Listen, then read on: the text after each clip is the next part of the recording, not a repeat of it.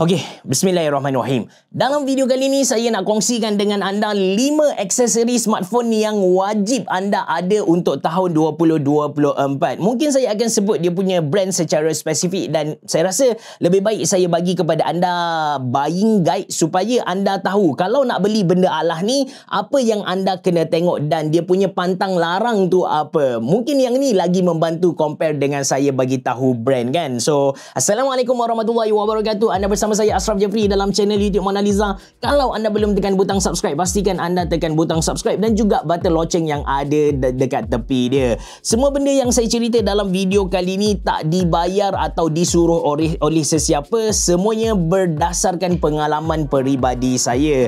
First kali, bila kita bercakap tentang aksesori smartphone, kita kena ada protection. Cuma bawah protection ni akan ada dua benda lah. Yang pertama, screen protection dan yang kedua, casing tu sendiri. Untuk phone case, personally saya suka dengan transparent phone case yang saya guna sekarang sebab saya merasakan yang kita kena show off apa yang ada dekat belakang smartphone kita. Kalau kita tengok smartphone ni, tak kisah apa-apa brand yang mereka sentuh tentang design, mesti dia punya back cover dan kita ambil casing yang entah apa-apa, tutup dia, jadi orang pun tak kenal smartphone apa yang kita pakai, sedangkan harga 3-4-8 ribu ringgit Malaysia kan, rugi dekat situ. Plus macam Samsung kan, Samsung bayar dia punya designer, dia punya engineer tu 10 ribu, 20 ribu sebulan untuk hasilkan design yang cantik macam ni, tapi kita pergi tutup dia. That's why kalau nak beli phone case, saya suka yang transparent, yang boleh show off kepada orang ramai yang, weh, aku pakai Samsung Galaxy S24 Ultra yang harga dia RM7,000 Malaysia, something like that lah. Cuma masalah dengan transparent case ni adalah material dia akan jadi kekuningan. Kadang-kadang yang datang free dengan smartphone tu pun dia akan rosak. Original kita kata akan jadi warna kuning bila kita pakai dalam 4-5 bulan macam tu. That's why bila kita nak beli transparent phone case ni, anda kena check material yang dia guna. Sebelum ni saya ada review casing dari ZAGG, company dari Singapore, yang dia bagi kepada kita, yang dia offer kepada end user. Material yang dia guna tu memang mantap gila. Bukan setakat takkan kuning punya, tapi dia tahan lasak. Senang untuk kita masukkan, dia keras dekat tepi, kalau jatuh dari aras dada pun tak ada masalah. Isu dia satu sahaja. Isu dia harga bangsawan gila. Satu casing harga RM200-300 Malaysia. Bagi saya seorang marhai ni, saya rasa saya takkan belilah casing yang berharga sedemikian. That's why saya rasa kalau anda nak beli transparent case, anda kena check je material yang diguna pakai. Katakan anda tak nak check, so anda kena ready tukar dalam 5 bulan sekali ataupun mungkin 3 bulan sekali macam tu lah. Harga dia pun tak mahal macam yang saya beli, tak silap saya dari Milkin, harga dia RM40 Malaysia. Yang ni best sebab dia ada magnet dekat belakang. Satu-satunya benda yang fail dekat Samsung Galaxy S24 Ultra, saya pun tak faham kenapa Samsung masih tak masukkan satu teknologi yang macam MagSafe macam tu, so kita boleh pakai power bank yang ada magnet letak dekat belakang. Sekarang saya terpaksa cari third party punya aksesori yang ada magnet dekat belakang. Dengan cara tu saya dapat lekatkan magnetic power bank dekat belakang Samsung Galaxy S24 Ultra ni. Itu kalau phone case lah, and memang ada banyak gila phone case atas muka bumi ni. Ada yang design pelik-pelik, comel-comel siap, ada yang ada pop-up tu kan. Anak saya memang suka gila yang tu. Dan ada juga yang offer kepada kita kickstand, so kita boleh jadikan dia sebagai stand bila kita nak tengok movie, masa makan ke, something like that lah. Itu tentang phone case. Lepas tu dari segi screen protector, basically ada dua jenis screen protector atas muka bumi ni. Yang pertama yang keras tu, yang pakai tempered glass, yang ni yang pertama. Yang kedua yang lembut, yang lembek. Yang ni mungkin dia pakai hydrogel, dia pakai nano teknologi dan sebagainya. But depend, ada orang suka yang keras macam tu, ada orang suka yang lembik. Yang menariknya, tak kisah yang keras ataupun yang lembik ini, harga screen protector dah murah gila guys, and quality dia bagi saya not bad. Saya pernah beli yang harga RM3, saya pernah beli yang harga RM40, even saya dapat yang Z bagi kepada saya tu harga dia dalam 100 lebih macam tu. Still bagi saya dia punya perbezaan tu tak ketara. Dua-dua dia claim kalau kita ketuk dia punya screen protector tu tak pecah lah. And normally memang screen protector tak pecah, kita punya screen dia tak pecah disebabkan ketukan dari bahagian hadapan. Kebanyakan smartphone dia punya screen tu pecah disebabkan dia jatuh bahagian tepi ni yang start crack dulu. So yang ni yang menyebabkan rosak. Jadi screen protector ni just kadar untuk scratch, untuk elakkan scratch lah. Dan menarik lagi tentang screen protector, dia punya kualiti tu kalau anda pergi ke mall-mall, kios smartphone biasanya dah ada mesin untuk buat screen protector custom kepada kita. Kualiti dia pun not bad. Saya tahu sebab saya pun pernah ada mesin tu. Kualiti dia sangat nice lah. Cuma isu dengan screen protector ni, tak kisahlah yang hard ataupun yang keras ataupun yang lembik ni, dia kadang-kadang mengganggu sensitivity and fingerprint scanner yang ada dekat bawah kaca kita punya smartphone. Macam saya punya Samsung Galaxy S24 Plus ni, dia punya 24 Ultra ni, dia punya fingerprint scanner sebenarnya sangat responsif, tapi lepas saya apply screen protector 10 kali saya cuba, dia tak detect. Ini masalah dengan screen protector. Macam mana kita nak tahu yang screen protector ni akan mengganggu kita punya sensitivity fingerprint scanner smartphone kita? Jawapan dia wallahu a'lam. Saya pun tak tahu. Yang ni memang kena try and error jugalah. Okey, itu aksesori yang pertama anda patut ada untuk smartphone tahun 2024. Yang kedua, of course, kabel lah. So, kabel ni biasanya kita akan dapat percuma. Tak kisahlah beli smartphone yang mahal gila macam iPhone 15 Pro Max, Samsung Galaxy S24 Ultra, ataupun anda beli yang murah, normally dia akan datang kabel lah secara percuma. And kabel yang dia bagi kepada kita memang mantap.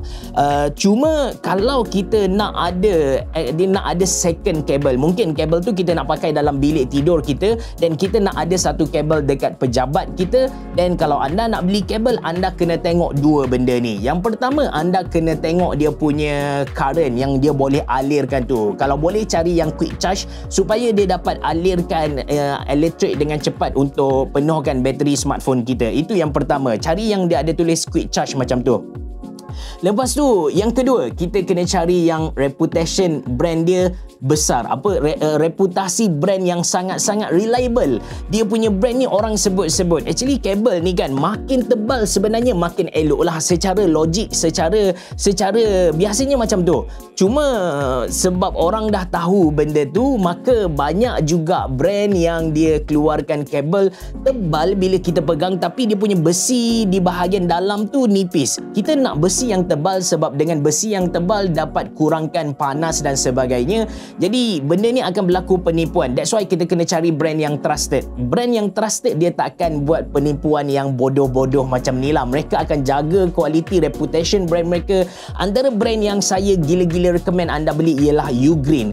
So far saya memang puas hati dengan semua kabel yang Ugreen offer kepada kita. Plus dia ada flash sales hari-hari dia ada flash sales. Tentang Ugreen ni, satu benda yang saya macam tak puas hati adalah, saya pun jual Ugreen dekat kedai saya, Mona Lisa KB Mall sana.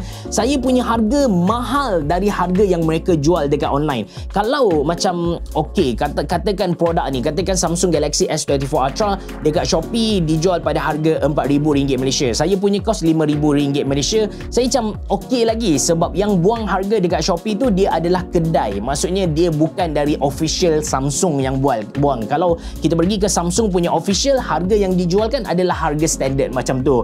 Kita tak boleh nak kontrol kedai orang lain. So no problem. Cuma Ugreen ni isu dia yang buang harga adalah official store mereka. So bila official store buang harga, macam mana kedai-kedai nak fight kan? So itu yang jadi isu. Kadang-kadang saya sendiri, jujur saya bagi tahu kepada anda, saya sendiri beli dekat online sebab lagi murah berbanding dengan harga yang supplier bagi kepada saya. Kalau murah RM1-2 tak apa, tapi masalahnya kadang-kadang murah dia tu tak boleh nak brain. Saya suka dengan Ugreen, walaupun kita kata saya pakai yang 3 meter pun support quick charge. Memang puas hati punya. Anda kena tahu, makin panjang kabel tu makin banyak noise yang berlaku and makin kurang lah current yang mampu dia alirkan.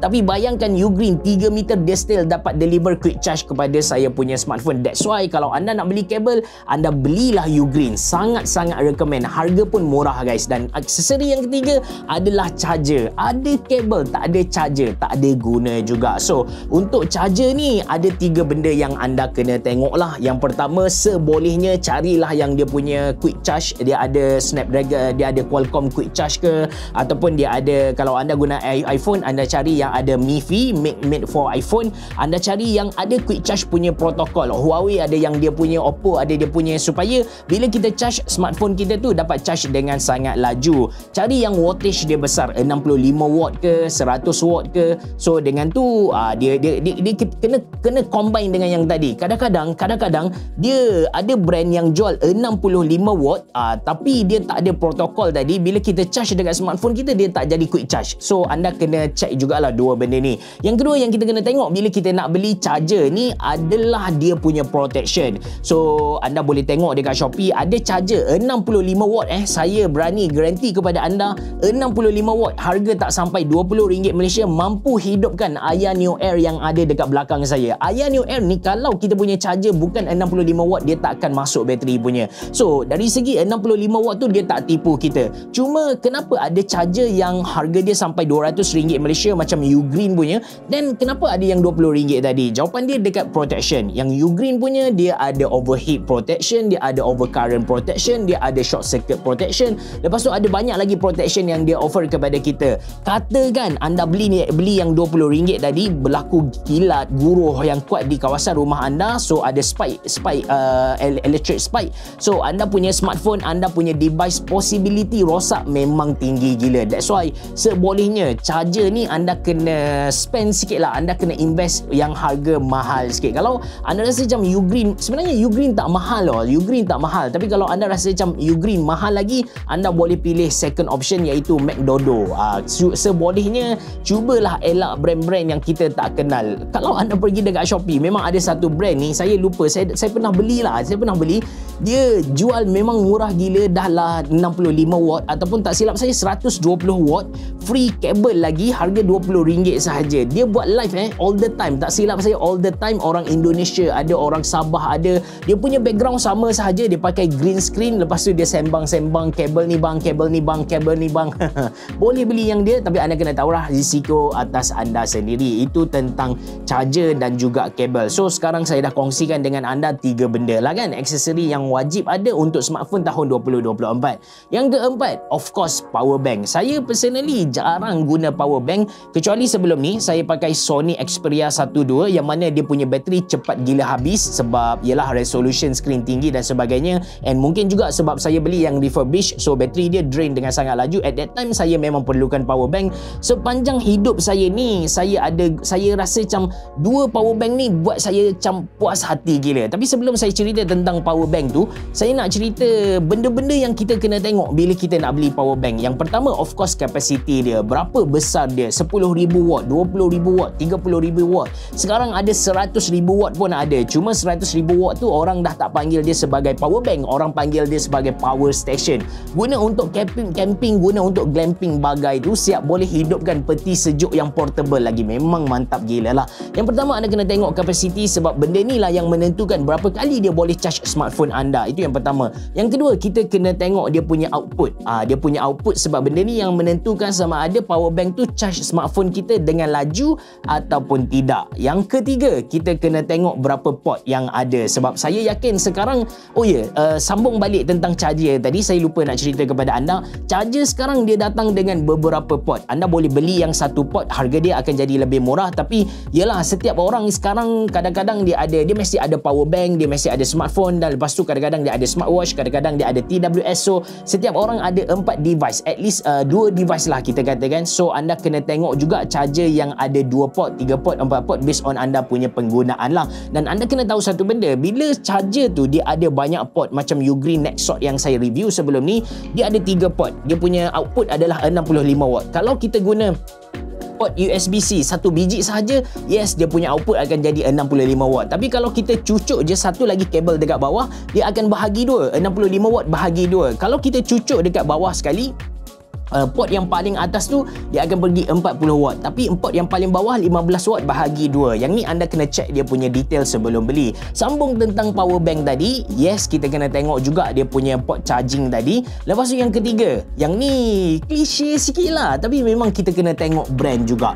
Brand yang kukuh, dia tak akan tipu, sebab tadilah dia nak jaga reputasi brand dia sendiri, so dia tak akan guna bateri yang kita kata refurbish, dia akan pakai produk-produk yang baru sahaja. So kualiti dia punya ketahanan everything sangat okey lah. Dua power bank yang saya sangat puas hati saya guna sepanjang hidup saya ni, mungkin anda tak pernah dengar, nama dia IDMix PD08S. Dia adalah satu slim power bank. Saya dapat dalam 3-4 tahun yang lepas lah. Saya guna lama gila, lebih dari 2 tahun. Dia punya everything sangat-sangat bagus, and dia built in satu kabel yang sangat kecil untuk USB-C. Mantap guys. Kalau anda nak beli, saya sediakan link dalam ruangan description box below. Cuma dia dalam kategori yang mahal, harga dia lebih dari RM100 Malaysia. Yang kedua yang saya puas hati adalah power bank yang saya dapat ketika saya beli Samsung Galaxy Fold 3, iaitu Samsung Wireless Power Bank. Sebelum record video ni, saya ada check dekat Shopee, takut-takut ada boleh saya promote kepada anda, but no, Samsung tak jual dia punya power bank tu.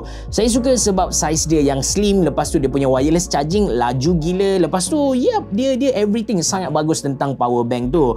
Kalau anda nak, bagi saya lah, power bank ni kalau lebih dari RM100 dia dalam kategori yang mahal. Kalau anda nak murah, bagi saya memang anda kena beli Penang. Isu dengan Penang ni, anda kena beli dari kedai yang trusted. So saya dah letak dah kedai yang trusted dalam ruangan description box below. Anda boleh beli dari kedai tu. Yang paling laku dekat Malaysia ni, power bank Penang yang paling laku adalah yang 30,000 mAh. And surprisingly, walaupun Penang ada wireless charging power bank 10,000 mAh yang harga RM70-60 Malaysia kan, yang tu tak laku. Yang laku memang 30,000 mAh. Lepas tu untuk 100 ke atas, sekarang saya ketagih dengan satu power bank ni. Bila mak saya minta beli, ayah saya minta beli, abang ipar, kakak saya minta beli, saya beli Baseus mini magnetic power bank. Saya suka sebab yang pertama, dia memang untuk iPhone lah. Kalau anda Android user, anda kena beli casing macam ni yang ada magnet, dan anda boleh letak dekat belakang, dia boleh charge secara wireless lah. Saya suka Baseus mini magnetic power bank tu sebab saiz dia yang kecil, lepas tu dia punya magnet memang kuat gila. Kita letak je dekat belakang, kita goyang tu, kita punya smartphone tak akan jatuh. Saya garanti kepada anda memang tak akan jatuh punya. Lepas tu dia ada auto wake punya function. Yang ni untuk iPhone sahaja. Normally wireless power bank ni, wireless charging power bank ni, bila kita letak dekat belakang phone, kita kena tekan dia punya power button baru charging tu berlaku lah. Tapi untuk Baseus mini magnetic power bank ni tak perlu pun, kita letak je, iPhone kita akan detect and charging tu berlaku. Itu yang ketiga. Yang keempat, saya suka sebab dia punya charging speed laju. Kalau wireless 15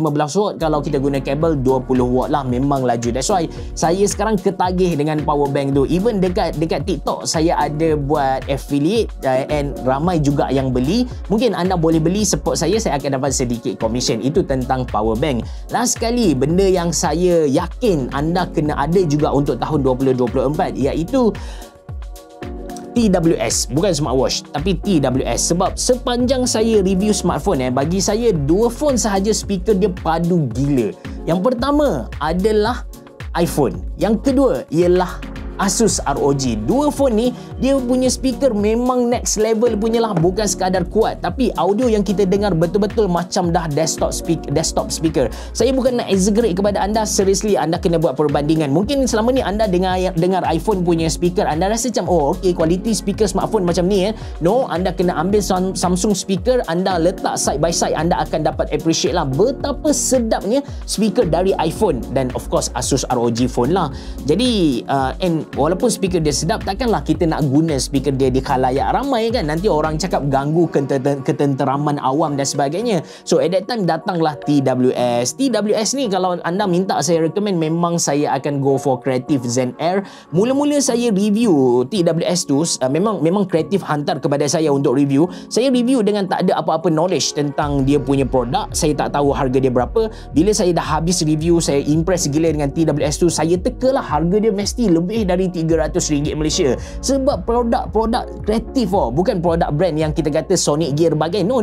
Produk kreatif memang terkenal dengan harga yang kita kata cekik darah jugalah. Tapi bila mereka bagi tahu yang harga 180, saya macam, oi okey, memang wajib beli lah. Dan sekarang harga dia RM140 Malaysia. Kenapa saya suka? Yang pertama sebab dia punya audio memang padu, bass dia sedap gila.